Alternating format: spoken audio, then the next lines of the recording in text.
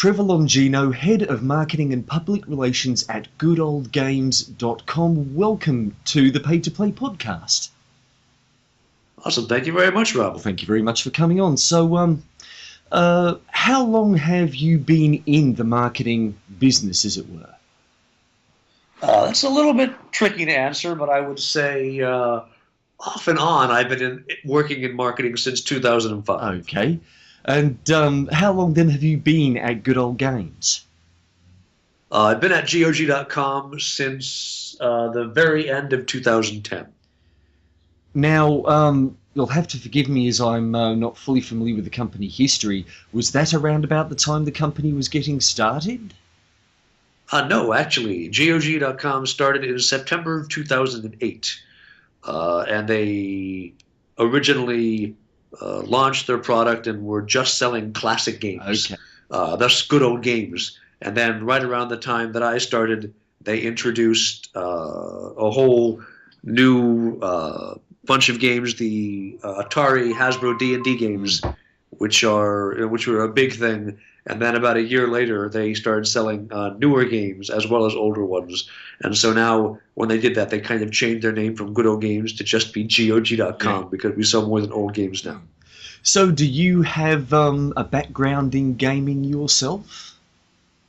I do indeed. It's a bit of an oddball one because I started working as a quality assurance tester for Electronic Arts. Wow. I guess that, from what I understand of quality assurance, that must have involved a lot of long hours sitting at a screen and trying to get various games to break in interesting ways? It did indeed. I started at EA actually early 2005, and then I was there as kind of a base level tester for a while, and then they made me a manager of testers, and then eventually the hours that I had to work were such that I'm like, I don't remember any of my friends' faces. So I went and looked for a different career. And from the sounds of it, that's how you happened across GOG.com? That's actually not quite what happened. I ended up going from left gaming industry entirely, went to work in public relations for a public company, spent a few years working for them, and then ended up getting back into gaming because although I didn't like the long hours involved in testing, I've been playing video games since I was 7, and I have a definite passion for the media, and I have a passion for the people who are in gaming. So the opportunity to get back into gaming was something I was looking into, and went back into gaming in 2010. Okay, well, as you mentioned your history of being a gamer since 7 years old, I just have to ask while we're on the subject, what are some of your classic favourites? So my classic favorites, I got started playing video games on the Commodore 64, which gives you an idea how very old I am. Back in the day there, the games I liked were things like Temple of Apshai, Test Drive, Skyfox, kind of very old games that a lot of your listenership probably isn't familiar with. Then I made the switch to PC and started to play games like Quest for Glory, games like TIE Fighter, X-Wing, Mech Warrior, Baldur's Gate, just a whole bunch of great hits from the mid-90s on. I'm played and loved them all through what was for me middle school and high school. And it's odd now, as we sell games on GOG, we have to find masters. We have to find builds for them so we can distribute them. And for, I'd say, about 15 to 20% of the games we've released since I started, we actually are using the CDs that I bought back when they were new because I brought them with me to GOG. Wow. So, what are, working at GOG, on one hand you would think the company pretty much has a ready-made market with gamers like us who did grow up in that sort of 80s, 90s era, and who simply cannot play their old games anymore without it being even more of a hobby than it used to be back in the day, just trying to get the bloody things up and running on your computers. But what are some of the challenges that you find come up in actually trying to market GOG.com service and getting the word out there and, you know, getting people going, oh, holy crap, both letting know the older games that you've got this product that solves their problems, and also perhaps trying to draw in the newer crowd who might not be aware of the older titles and maybe not be such an easy sell, especially in these days of console supremacy and casual gaming on tablets. Sure, there is a challenge to that. I would say we have a core user base of, I don't know, thousands and thousands and thousands of people who are there for the classic games, and that's their main concern. They really want to see those new classic games showing up. New classic sounds kind of a misnomer. They want to see classic games arrive new on the service. Yeah. We do also have a much larger than just tens of thousands group of people who came for a specific classic game that they love to play. So they come to GOG and they're like, oh man, Baldur's Gate, or oh man, System Shock. And that's what brought them to the service. And then they have a third tier of people who come because of what GOG does that makes us special. We're a digital distributor, and there's obviously the number one guy in the market is Steam. Yeah. They're the 800-pound gorilla. They're kind of hard to compete with. What we've done that made us successful is we looked and said we want to do something different than Steam. So we came up with our 3 core values that are encoded in the DNA of what makes GOG. That's DRM free, that's fair prices, that's customer love. And those are kind of broad terms to describe specific things. DRM free, of course, means there's no copy protection. The software doesn't treat you like a criminal trying to control how you use it. Yeah. The software is you copy it, you install it wherever you want. We trust that you're not going to abuse the game we've given you. Of course, some people do, because there's always, the one bad apple in the bunch. But the majority of people, I have found, when you see a GOG game show up on a torrent, people will say, hey, take that down. These games shouldn't be on torrents. They're DRM free already. So that is a big draw for users. The fact that we charge fair prices everywhere for people in Australia, for example, must be very attractive, because you're seeing that we're charging $6 USD for our game, and we're not saying because you're in Australia it's $25 USD. So that kind of thing is a big draw for European and overseas customers. And finally, the customer love is because of the focus we put on making decisions that we think our customers will appreciate, that will make our customers delighted. That's something that responds with our users. And because almost everybody in the company is a gamer, we have a great perspective on things. I can only think of probably 3 or 4 people in the company who didn't grow up playing video games, and they're all the accountants who work in the finance department. So do you guys ever make excursions down to the accounting area and try and drag them out and park them in front of a PC and say, look, this is what's awesome about this thing that we do? We have 3 wonderful ladies in our finance department, and they are very clever mathematically, and they understand that some people enjoy these games, but they don't really get it themselves. On the other hand, we do have the head of our product department is also female. She's a gamer. Many people in our QA department are female and gamers, so we have a lot of female gamers in there. Just not the finance department. That's not really their thing. Yeah. Now, when you are marketing, I have been reading lately. There's a lot of people who are especially smaller outfits are putting a lot of focus on trying to actually build and maintain communities rather than just customer bases who they're trying to sell to. Are you involved in that, and does that have in its own sense some unique aspects of it that's, sort of set it aside from the rest of the company's marketing efforts? Sure. I think that crucial to GOG's success all along has been its community. And actually, as the internet has evolved into a communication platform, very few companies reach success without that community anymore. But GOG, when we launched with games, obviously, and the other thing we launched with was a forum, a website area for people to talk about old games. And that's really important because there are communities of hardcore gamers scattered around the net.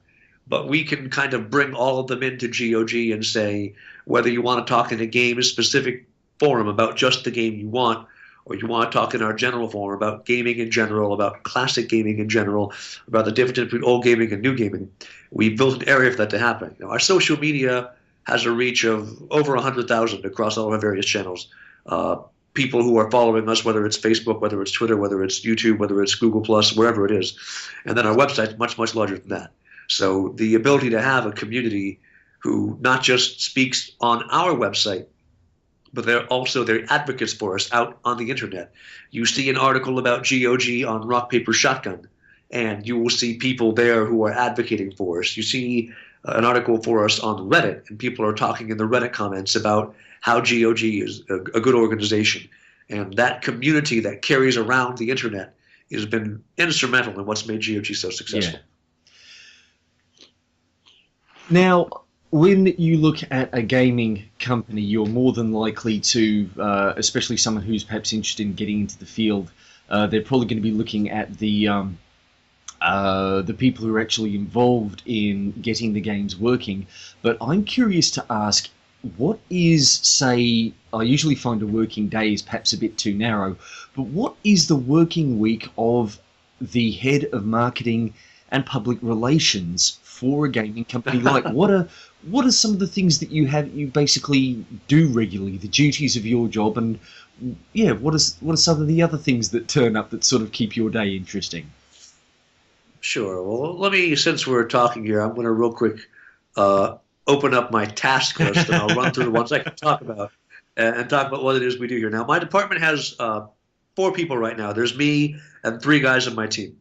I have a marketing manager whose job it is to maintain all the marketing tasks. I have a content specialist who writes all of the language that we see either on the website or I don't know if you've watched the weekly videos GOG produces.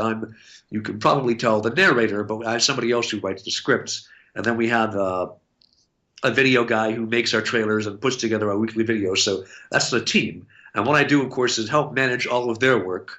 But I also, as the head of the department, I'm looking at higher level concerns. I'm looking at how do I bring new users into the site. I'm looking at what is, like right now, here it is in March, I'm looking at what are we doing for our summer promotion in June. I'm looking at where can we find partnerships with websites out there that have interesting audiences who would love the product we have. And I'm looking at we've got games we have signed, people we are going to be releasing their games, but either if it's a new game, it hasn't come out yet, or if it's a classic game, we haven't gotten it ready to release yet. What can I do working with that developer or that publisher to help make the game larger and more impressive? So any given day, I'm sending emails back and forth. I'm calling people like you at odd hours of the night for Poland. I am figuring out what the long-term strategy is for my department, and then I hand it off to people on my team and say, here, you need to do this, or here, this specific task needs to happen. An example of some reactionary stuff I do is last week we sold our first DLC ever on GOG. And the communication we did on it was not as good as it could have been. I was on vacation, so my team was kind of left to their own devices, and the communication we sent out wasn't – all the users weren't entirely pleased by it. So today we published a survey. We said to our users, first of all, we're kind of sorry about how the DLC launch went because we didn't communicate it well to you. We're not sorry that we offered DLC because we think it's a good idea, but we are sorry we didn't tell you the reason behind it well. So let's ask you, here are some other things that GOG could potentially in the future start to offer because new games have new business models. And what do you guys think? And so we've gotten thousands and thousands, I think more than 10,000 responses already on the survey of people who said, you know, should we have DLC? Should we do episodic gaming? Should we do online-centric gaming? To say to them, hey, we're sorry we didn't communicate well, and on the PR side and also on the marketing research side, tell us what you want to see from us in the future. So that's kind of a more reactionary thing instead of just planning and just figuring out what's going to happen long term. Now, one interesting thing about Good Old Games is that you are republishing games that are owned by other companies.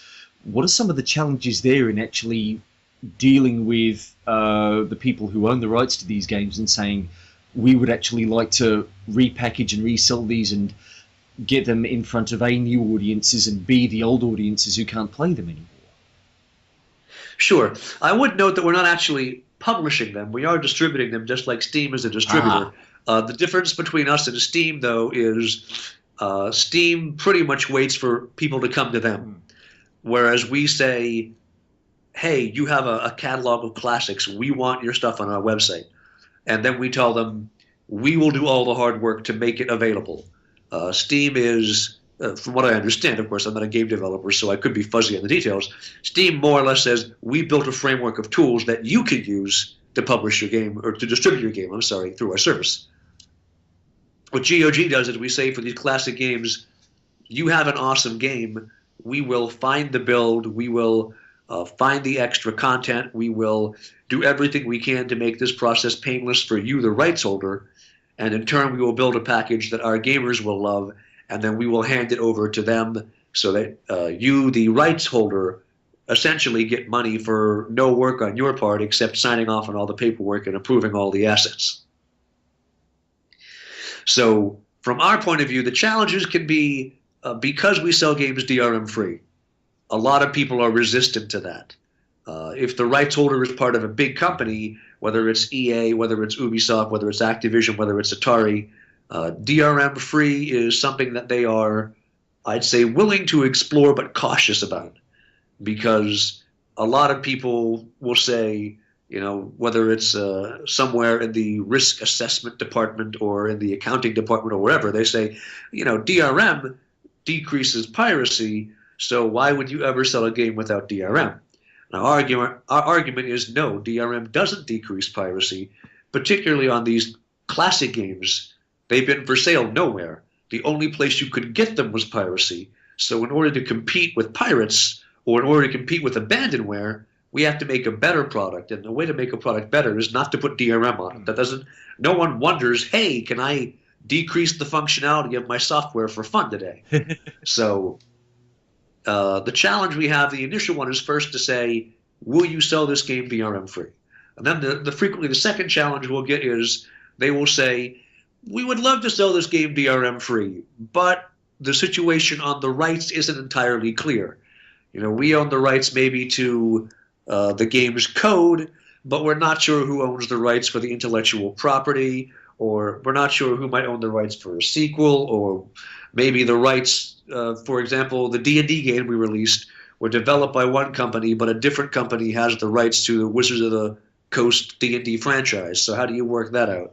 Or as an example of a really thorny license issue that we managed to get untangled, we managed to get the game for System Shock 2.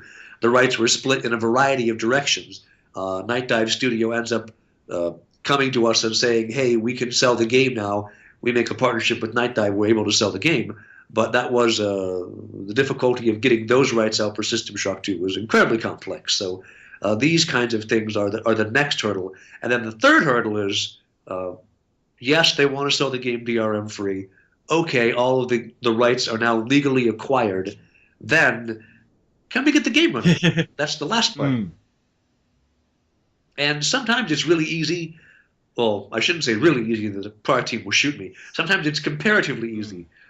Because if it's the DOS game, there's a phenomenal tool called DOSBox that is we know the guy who's developed it well. We're friends with him. We've actually had him help us some in getting games work in DOSBox to say, hey, here's a title that doesn't seem to work well in DOSBox. Can you possibly try and figure out what's wrong with it and tweak it? DOSBox games are generally the easiest ones for us to get running on GOG. Then we have Windows games for Windows 95 are frequently extremely difficult, but Windows 3.1 is usually pretty easy. And there's compatibility issues and what version of DirectX can it run on? Will it run on 3D effects cards? Will it run on NVIDIA cards? So there's all this testing you do. You have a test bay of, I think we're up to almost 30 PCs now and 6 or 7 Macs.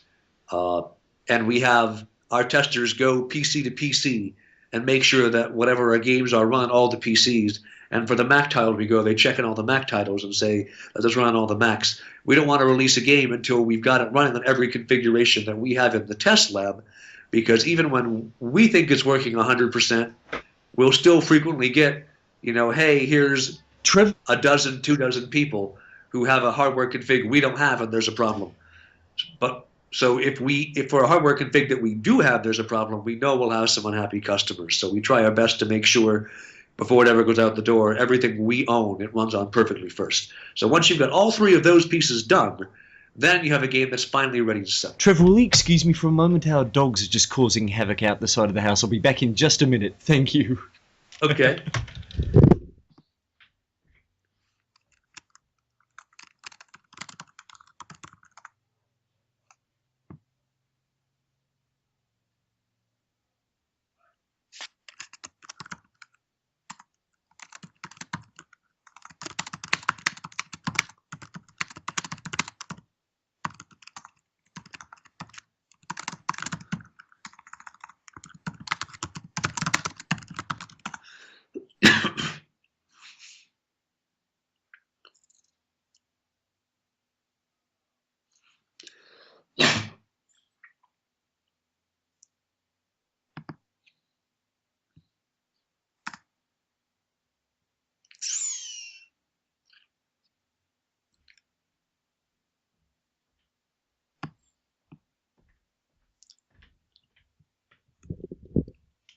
Ah, the perils of podcasting from home.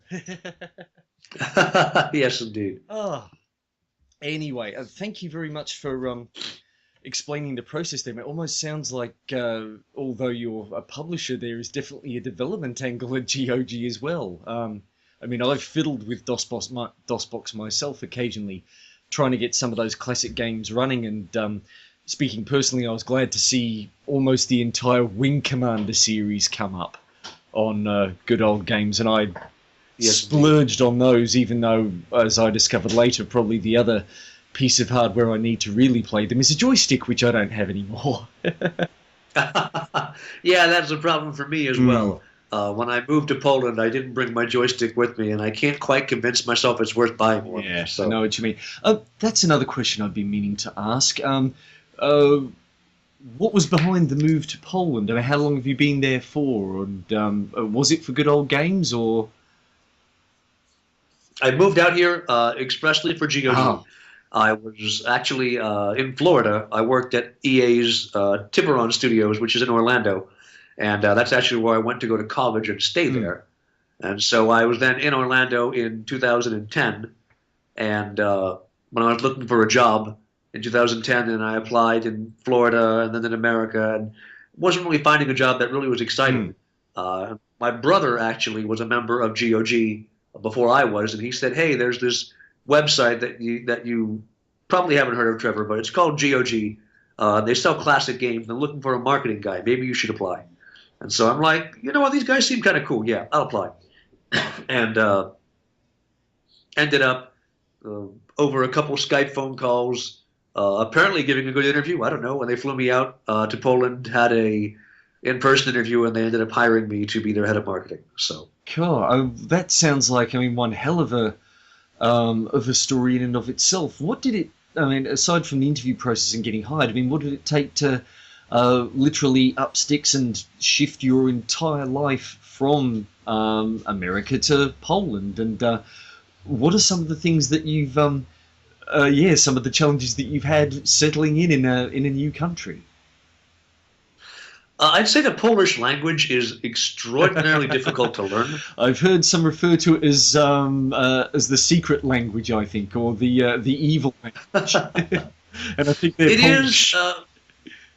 There are some severe challenges for the Polish language. It's ranked internationally as one of the hardest ones to learn. From what I understand, while Polish does have grammar, it's not something that can be explained. It's simply either this sentence was right or it wasn't, and we can't tell you why. Other than that, to me, it wasn't a huge upset. The difficulty, the one real upset for me was I'm married and my wife had to finish school.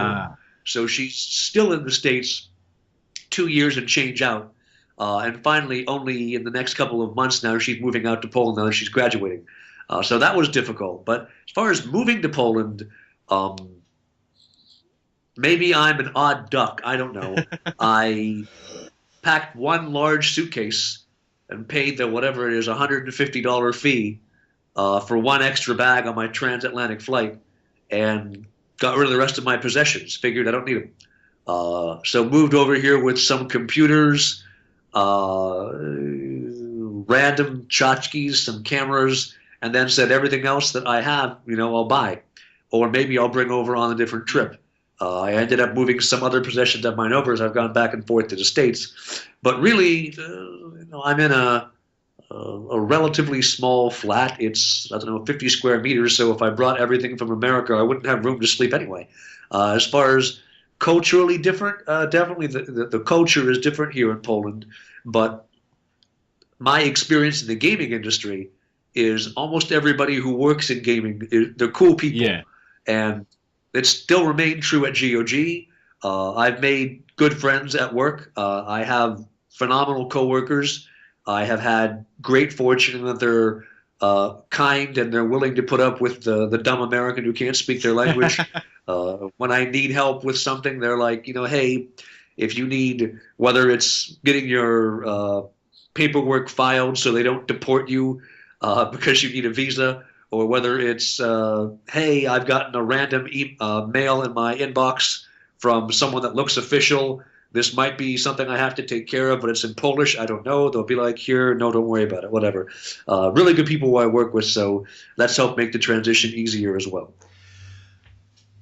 Going back to marketing very quickly, one of the things Sure. I've heard tell about the marketing industry is that when you're in it, you can't take a break from it because it's always changing that quickly. You have to keep up. Is that your experience of marketing? Marketing is one of the many fields that as the internet changes, it changes too. The internet changes with extreme rapidity, and it is very easy to get settled into a particular type of marketing and miss what's happening that's new. When I got started in online marketing, which was in 2006, Facebook was something that only people who had a college email address could use, and was restricted to probably about 2 million people, really, on the whole internet. Twitter was just that brand new thing that was getting started. People still used Yahoo. I mean, Yeah. that was how the market was when I got started, and I began working in a web development company. So they were pushing the very boundaries of what was happening in the social media space.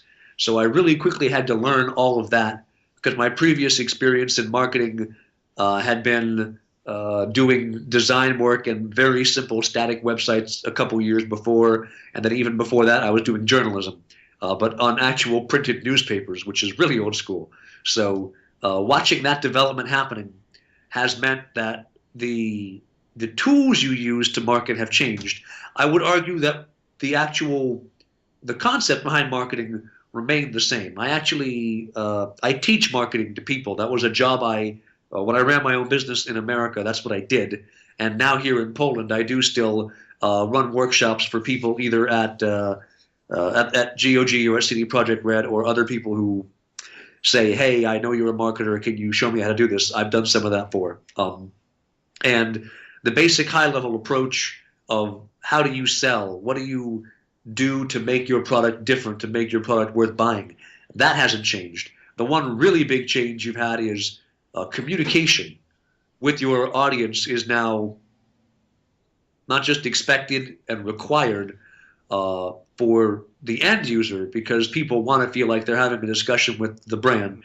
It's also required for you to actually build your company.